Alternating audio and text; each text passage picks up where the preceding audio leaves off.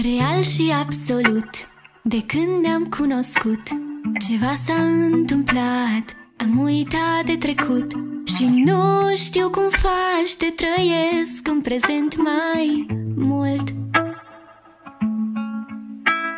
De fel sunt aiurită, dar, Doamne, ce noroc, că atunci când nu-i de mine, Tu mă aduni la loc.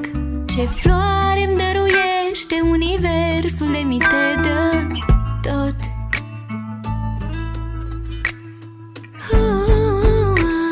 E visul împlinit, iubire ai venit, de aici începe viața împreună, îți promit.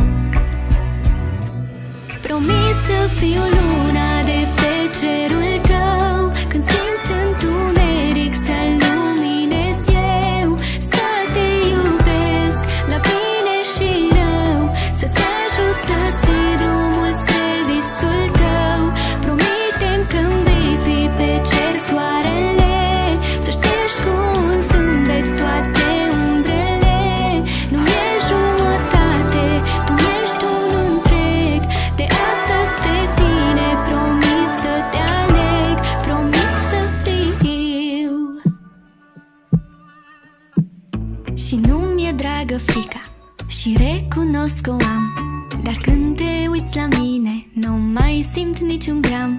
Tu faci o magie și nu o mai simt nici cum.